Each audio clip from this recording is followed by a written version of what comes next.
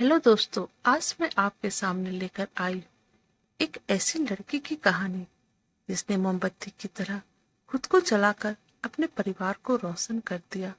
तो चलिए कहानी स्टार्ट करते हैं। मीनू जैसी भी थी, सुनील से तो 21 ही थी। सुनील का गहरा सांवला रंग, मोटाया हुआ सा शरीर, कम पढ़ाई लिखाई, सभी कुछ उसकी शादी में रोड़ा बने हुए थे। अब तो सिर के बाल भी सफेद होने लगे थे। बहुत कोशिशों के बाद भी जब जान पहचान और अपनी बिरादरी में सुनील के रिश्ते की बात नहीं जमी, तो उसकी बढ़ती हुई उम्र को देखते हुए उसकी बुआ ने उसकी माँ को सलाह दी, अगर आपने समाज में बात नहीं बन रही है तो किसी गरीब घर की और गैर बिरादरी की लड़की के बारे में सोचने में कोई बुराई नहीं है। और तो और आजकल तो लोग पैसे देकर भी दुल्हन ला रहे हैं। बुआ की बात से सहमत होते हुए भी सुनील की माँ ने एक बार उसकी कुंडली मंदिर वाले पंडित जी को दिखाने की सोची। पंडित जी ने कुंडली देखकर मुस्कुराते हुए कहा, बहन जी, शादी का योग तो हर किसी की कुंडली में होता ही है। किसी किसी की शादी जल्दी तो किसी की थोड़ी देर से, मगर समझदार लोग आजकल कुंडली के फेर में नहीं पड़ते। आप तो कोई ठीक ठाक से लड़की देखकर बच्चे का घर बसा दीजिए, चाहे कुंडली मिले या ना मिले, बस लड़की मिल जाए। और शादी के बाद दोनों के दिल सुनील की माँ को बात समझ में आ गए और उन्होंने अपने मिलने वाले व रिश्तेदारों के बीच में यह बात फैला दी कि उन्हें सुनील के लिए किसी भी जाति बिरादरी की लड़की चलेगी, बस लड़की संस्कारी और दिखने में थोड़ी ठीक ठाक हो। बात निकली तो दूर दूर तक फैली।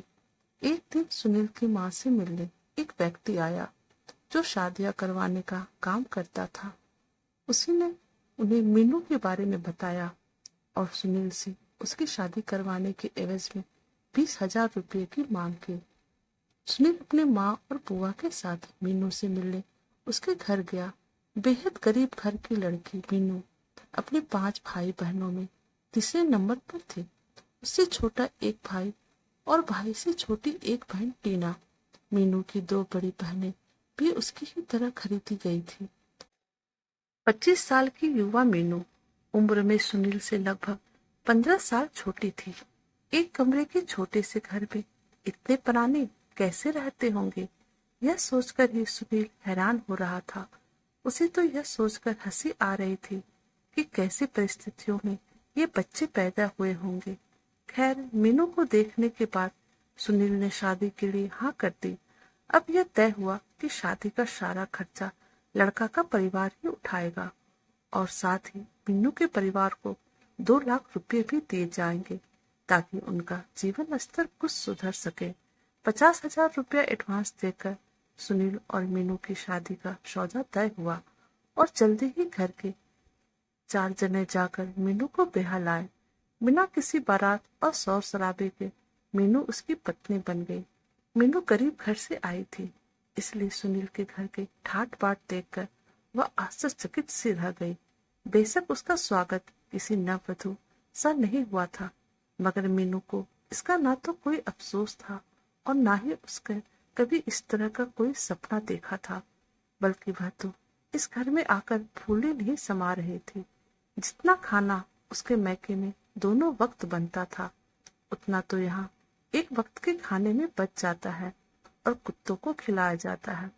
ऐसे ऐसे फल और मिठाइयाँ उसे यहाँ देखने और खाने को मिल रहे थे जिनके उसने सिर्फ नाम ही सुने थे, देखे और चखे कभी नहीं थे।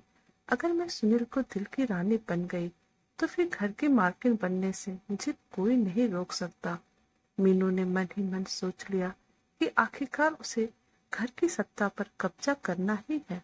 सुना था कि पुरुष के दिल का रास्ता उसके पेट से होकर जाता है।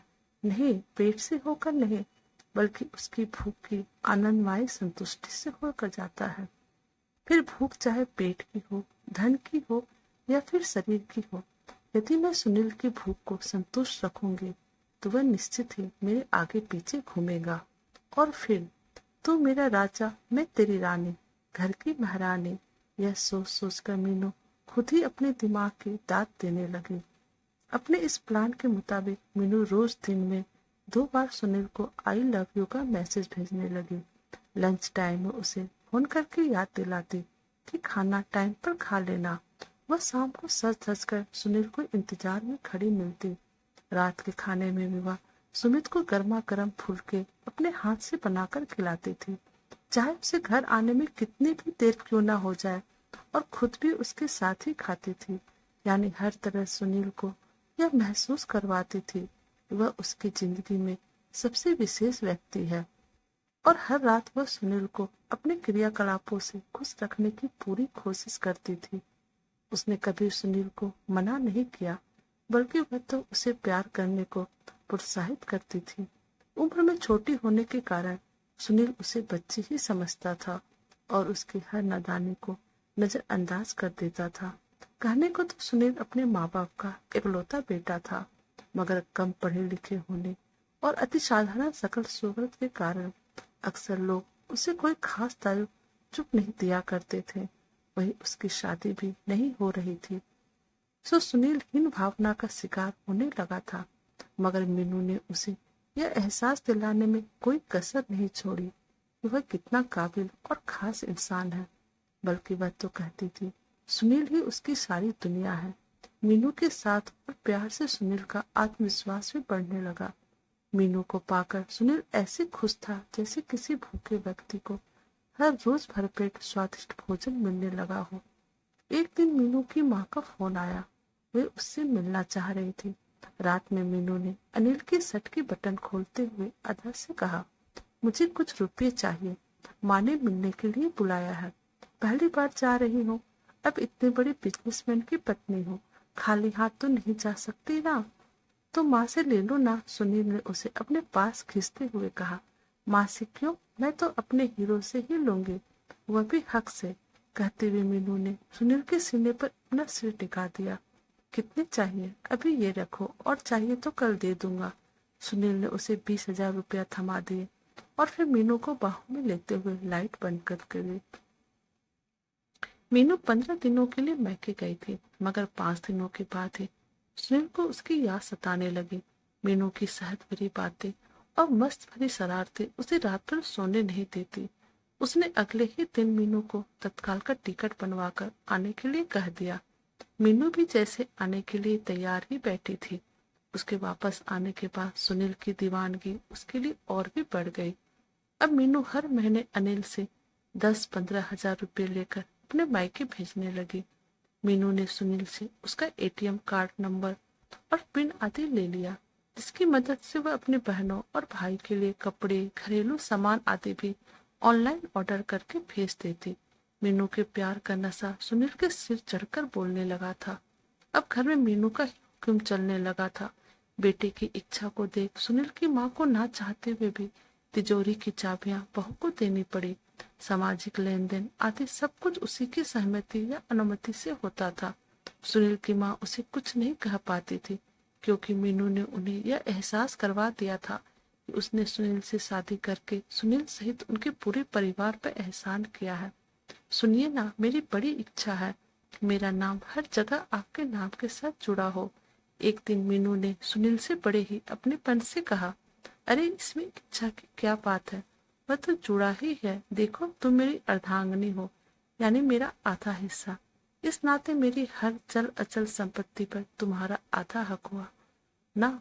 सुनील ने प्यार से मीनू को समझाया, वह तो ठीक है, मगर यह सब अगर कानूनी रूप से भी हो जाता तो कितना अच्छा होता, मगर उसमें तो कई पेच होंगे ना। चलो रहने दो, बिना मतलब अब परेशान हो जाएंगे।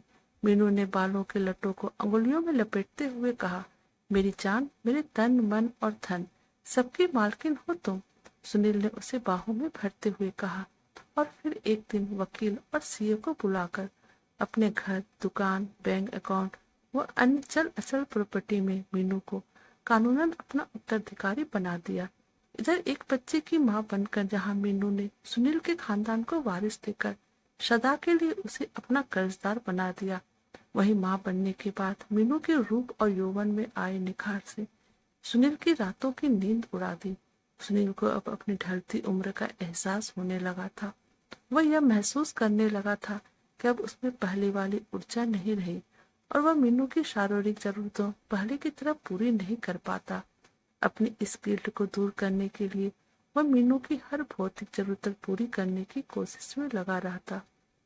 सुनील आंखें बंद करके मीनू की हर बात मानने लगा था।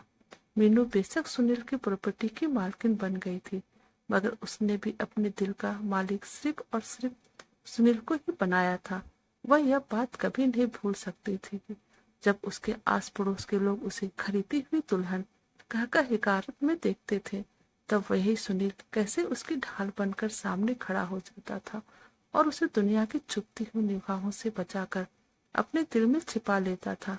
उसकी सास ने उसे कभी अपने खानदान की बहू जैसा सम्मान नहीं दिया था, मगर फिर भी अपनी स्थिति से आज वह खुश थे। उसने बहुत ही योजना अनुसार अपने परिवार को गरीबी के दलदल से बाहर निकाल दिया था। मीनू ने मोमबत्ती की तरह खुद को जलाकर अपने परिवार को रोशन कर दिया था। मीनू ने दुकान के काम में मदद करने के लिए अपने भाई को अपने पास बुला लिया। इसी बीच सुनील की माँ चल बसी, तो अपने अकेलेपन को दूर करने के लिए मीनू ने अपने माँ पापा छोटी बहन टीना को भी अपने पास ही बुला लिया। एक दिन वही दलाल सुनील के घर आया जिसने मीनू से उसकी शादी करवाई थी। टीना को देखते ही उसकी माँ से बोला, क्या कीमत लगाओगे लड़की की? किसी को जरूरत हो तो बताना पड़ेगा। ना, मेरी बहन किसी की खरीदी हुई दुल्हन नहीं बनेगी। मीनू ने फुफकारते हुए कहा, खरीदी हुई दुल्हन? बड़ी जल्दी पर निकल आए। अपनी शादी का किस्सा भूल गई क्या? दलाल ने मीनू पर ताना कसते हुए मुंह बनाया। मेरी बात और थी। मैं तो बिना सहारे की बेल थी, जिसे किसी न किसी पेड़ से लिपटना ही था, मगर टीना के साथ ऐसा नहीं है। देर आए दुरुस्त आए। कुदरत ने उसे सुनील के रूप में सिर पर छत देती है और पाँव के नीचे जमीन भी। अभी मैं जिंदा हूँ और अपनी बहन की शादी कैसी करनी है यह हम खुद तय कर लेंगे। आप जा सकते हैं, लेकिन हाँ, सुनील को मेरी जिंदगी में लाने के लिए मैं सदा आपकी कर्जदार रहूंगी। धन्यवाद। मीनू ने दलाल को हाथ जोड़ते हुए आभार जताया। वही पीछे खड़ा सुनील मुस्कुरा रहा था। आज उसके दिल में मीनू के लिए प्यार के साथ साथ इज्जत भी बढ़ गई थी। तो दोस्तों, आपको हमारी ये कहानी कैसी लगी आप प्लीज हमें कमेंट कीजिएगा और आप हमारे चैनल को लाइक, सब्सक्राइब और शेयर कर दीजिएगा।